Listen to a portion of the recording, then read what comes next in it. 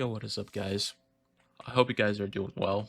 Um, this was a video that is genuinely hurting me to make, and I don't think I'm necessarily ready to talk about it, but I feel like I really should vent. I want to talk to you about someone who was really important to me in my life, who I've had since I was a kid. Today, I want to talk about my cat Socks. So, with further ado, I want to please disclaimer, it's an emotional wreck, and I want you guys to know that my mom and I are doing okay as best as we can. Um, so I guess I'll tell you the origin. So I got Socks when I was going into the fifth grade. Um, my mom ended up finding him at our current place of employment, and he had a brother. His name was Desmond, and he and then there was Socks. Socks was a short hair version of Desmond, and Desmond had no white feet. He just was a long haired cat compared to Socks. And he was he was a good cat. My mom said he was about 7 weeks when she found him. I remember when it happened, it was a couple weeks after my cat, originally his name was Spunky, he ended up passing away, unfortunately. And so we ended up finding him. I remember coming home from hanging out at my aunt's house, spending the night at my cousin's, and my mom picking me up. And I remember looking in the front seat, and I was like, "What's that?" And she's like, this is a kitten. This is something that you know that I found, and he needs a home, and we need to see if he'll be okay. At first, I was really hesitant because I had just lost, Spunky, because I had him for about 4 years prior to that, and he unfortunately passed away, unfortunately, like unexpectedly. So we decided to keep him. We decided to keep Socks. I remember we took him home. He was always laying in his cat little box that he had. He loved chicken. This cat loved chicken so much, and he consumed it a lot. And I remember, in his face he has two little brown spots by his nose. And my mom and I used to call it his gravy stains because at the time the chicken that he was eating had gravy, and we didn't know that if it was his fur or that, and we found out it was his fur pattern. At first, I was really, like I said, I was really hesitant. I didn't know if I wanted to keep him because I was still grieving, but we ended up keeping him anyway. And I loved him. You know, there was always times like I remember as a kid freaking coming home from school and seeing him just coming up to the door, seeing how I was, or my mom coming home from work to see how she was. It was always nice for him to greet to us, and it just meant a lot. I remember other times, like, I remember one time my grandma had left the doors open, and, like, I was freaking out because I thought he escaped, and to find out he was just sleeping in a basket in my mom's room. And I remember getting really upset at my grandma for that, and she got mad at me. I also remember as a kid, freaking Socks, he climbed our Christmas tree one year, and he springboarded it off. I was in the bathroom, my mom was in her room, and everybody else was doing whatever, to find out Socks had springboarded off of the thing, and he broke some of the ornaments, knocked down the tree. But no matter what he did, I still love him for whatever. Like, because he was the best cat I've ever had in my life. Nobody could ever replace him. Um, what else was there? There's so many stories I have with him. I remember He used to be an outdoor and indoor cat, and he used to like try to pick fights with freaking other cats. And I remember he was tumbling with another cat, and he fell off, like off a tree, and he sprained his foot, and we made sure that he was okay, so he stayed inside for a couple months just so he could recover. And when he had a sprained foot, he I remember freaking he saw a fly, and he was using his other foot to like keep his balance, and he slapped the brush that the fly landed on, and that was one of the funniest things I remember. As time went on, I knew Socks, he was a chubby boy when he was younger. He was quite chubby. He was roughly, give or take, 22 pounds at his biggest. And as he got older, he gained more. I mean, he gained weight because of he got neutered. And then after a while, he slimmed out. He got fit. And he slimmed out, and he was like looking really good. I remember that. I remember all the times that him and I hung out when I wasn't working, or when I was working. We would hang out as much as we could. And um he just was one of the greatest cats I ever had in my life. He ended up getting hyperthyroidism around the age of 10 or 11, give or take. So basically it meant that his thyroid wasn't working properly, so he was always hungry. He always felt the need to eat, and because of it, we had to get a special type of food, special type of anything, just so he could keep it satiated. And we would give him cat food, he would give him liver, and all these other things, and it would help for a while, but he was still always skinny. I remember also, because of the certain cat food that he ate, he also gained urinary crystals, but we got rid of that, thankfully.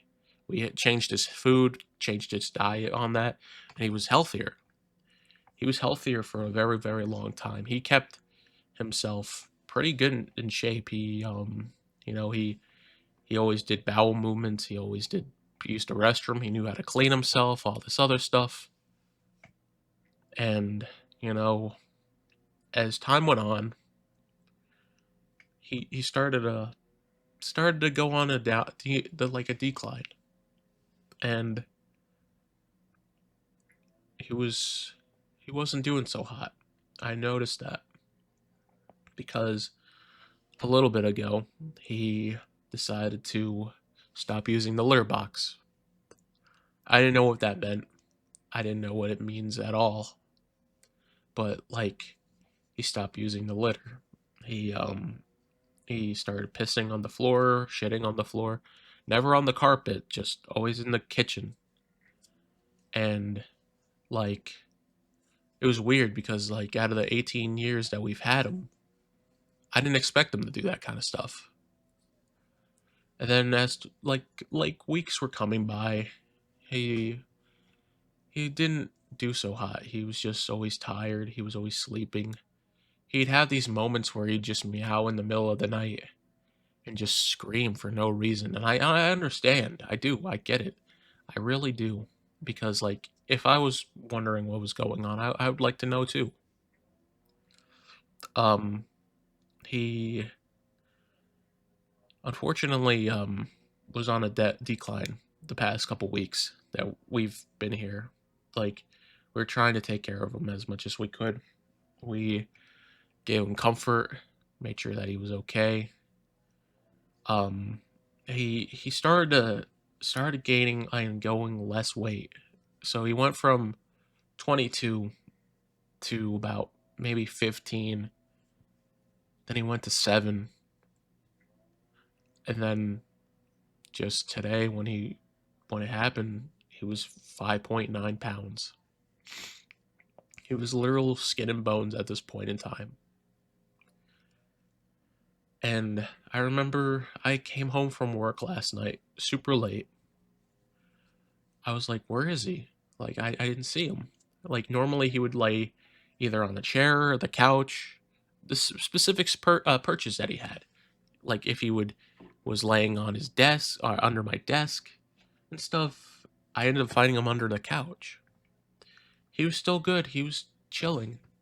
I ended up picking him up, taking him away from the couch, and I noticed he would stop eating. He still drank, but he'd stop eating. So my mom and I got some fast food.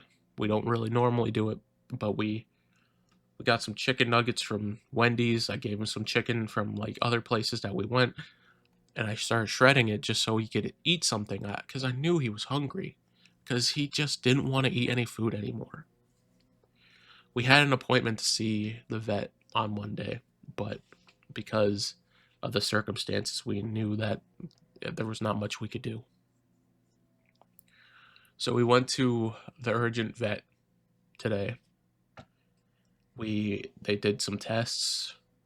There was two nurses or two vets that were there, and they honestly were one of the best people I have met in that kind of line of field. They checked him. They made sure that like they were checking his vitals. They checked his temperature, and they said that he was cold. He was going cold. Normally a cat's temperature is 99 or so. He was at 95.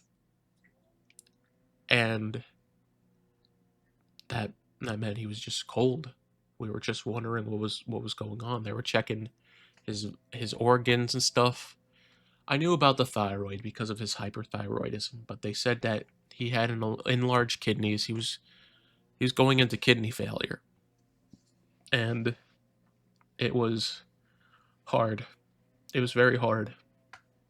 We so we were talking, my mom and I, about the situation, and you could just tell there's not much they could do for him.